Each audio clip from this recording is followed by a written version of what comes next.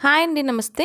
Welcome to అమ్ము కిట్టూస్బుల్. ఎక్కువ time లేనప్పుడు అలాగే టేస్టీగా ఫిష్ ఫ్రై చేయాలి అనుకున్నప్పుడు ఇలా ఒకసారి ట్రై చేయండి. చాలా బాగుంటుందండి ఫిష్ ఫ్రై.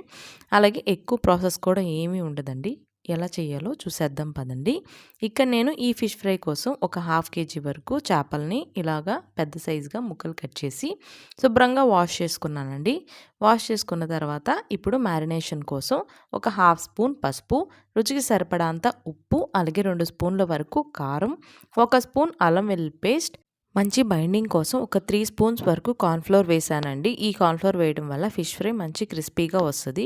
తర్వాత ఇందులో 1 స్పూన్ ధనియాల పొడి, half spoon garam masala, half spoon జీలకర్ర పొడి వేసుకొని ఒక 2 స్పూన్స్ వరకు ఆయిల్ వేసుకొని ముందుగా ఇదంతా కూడా పేస్ట్ లాగా కలుపుకోవాలి. కావాలంటే కొంచెం వాటర్ యాడ్ చేసుకుంటూ ఇలా థిక్ పేస్ట్ లాగా వచ్చిన తర్వాత మనం తీసుకున్న ఈ చేప ముక్కలకి ఇదంతా కూడా బాగా అప్లై చేయాలండి. అప్లై చేసిన తర్వాత మీకు టైం ఉంటే హాఫ్ అన్ అవర్ నుంచి 1 అవర్ కూడా వదిలేసేయచ్చు. అలా టైం లేకపోతే కనీసం 10 to 15 మినిట్స్ అయినా పక్కన పెట్టుకోండి. ఇప్పుడు ఫ్రై కోసం ప్యాన్ పెట్టి ఆయిల్ వేసుకోవాలి. ఆయిల్ హీట్ అయిన తర్వాత మ్యారినేట్ చేసి పెట్టుకున్న ఈ చేప ముక్కల్ని ఒకటి తర్వాత ఒకటి నిదానంగా వేసుకోవాలండి. వేసిన తర్వాత వెంటనే కదిపేయకూడదు. మిగిలిన మసాలా కూడా దీనిపైన ఇలా వేసేసుకోవచ్చు.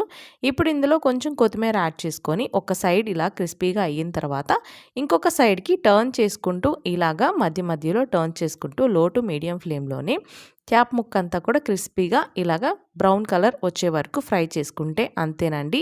టేస్టీగా ఫిష్ ఫ్రై రెడీ అయిపోయింది.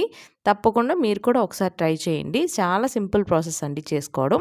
ట్రై చేశాక మీకు ఎలా కుదిరిందో నాకు కమెంట్ చేయండి. అలాగే ఈ వీడియో కనుక మీకు నచ్చినట్లయితే ప్లీజ్ లైక్ చేయండి, షేర్ చేయండి. అలాగే మన ఛానల్ని సబ్స్క్రైబ్ చేసుకోవడం మర్చిపోకండి.